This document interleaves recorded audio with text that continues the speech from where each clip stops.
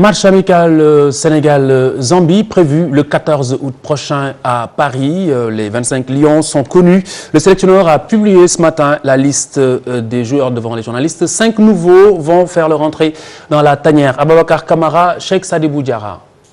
Alain Giresse convoque 5 nouveaux joueurs. Issa Sissoko, Papi Djilo Badji, Alfred Ndiaye, Henri Saivet, Mbaye Niang et 3 de retour en sélection. Issa Ndoye, Cheikhou Kouyaté, Ibrahima Baldé pour le match amical contre la Zambie du 14 août prochain. Un test en perspective du match de qualification contre l'Ouganda. Le match est avant tout un match pour permettre de se retrouver le groupe, retrouver les joueurs, remobiliser les joueurs. Les binationaux ont donné leur accord pour venir jouer avec la sélection sénégalaise.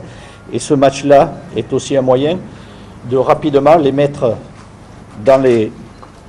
au sein de la sélection pour que nous les connaissions mieux également, puis qu'eux, évidemment, découvrent et connaissent la sélection. De ces 5 nouveaux figurent 4 binationaux. Le sélectionneur ne doute pas de leur degré de motivation.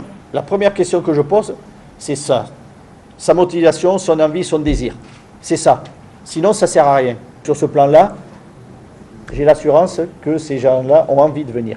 Et je vous dis, et d'autres joueurs sollicitent, je reçois des sollicitations de joueurs. Pour le cas Mbaye Niang, dont le père dit n'avoir pas été informé de sa convocation, Alain Giresse promet de rectifier le tir. Pas moi en premier lieu, à discuter avec le père. Ce que je vais faire maintenant, je vais le faire. Je vais quand même l'appeler pour échanger avec le père, pour voir ce qu'il est. Mais je ne pouvais pas savoir et deviner qu'il fallait que je m'adresse au père. À partir du moment où les discussions, même le fils ne m'a pas évoqué cet aspect-là des choses. Donc, on va voir ce qu'il en est. Et effectivement, vous avez dit, c'est tout chaud là. Et on va voir un petit peu qu'est-ce qui va résulter des échanges. Le match amical Sénégal-Zambie est prévu le 14 août prochain à Paris. Il entre dans la préparation de la rencontre décisive contre l'Ouganda au mois de septembre prochain. Demi-finale de la Coupe du Sénégal, le Jaraaf de Dakar a battu Touré Kunda de Mbour, donc élimination pour les Mbourois. Score 2-1. Voici les réactions d'après-match des deux entraîneurs.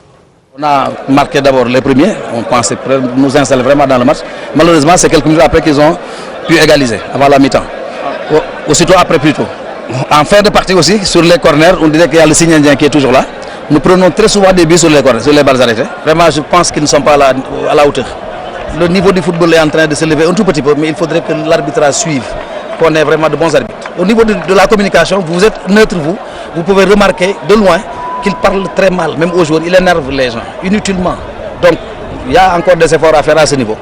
Nous ne sommes pas de mauvais perdants, mais nous le disons surtout pour l'intérêt du football sénégalais. Chaque équipe voulait gagner. La victoire est allée vers le Jaraaf, notre équipe. Féliciter les acteurs qui ont vraiment mouillé le maillot et aussi l'équipe adverse.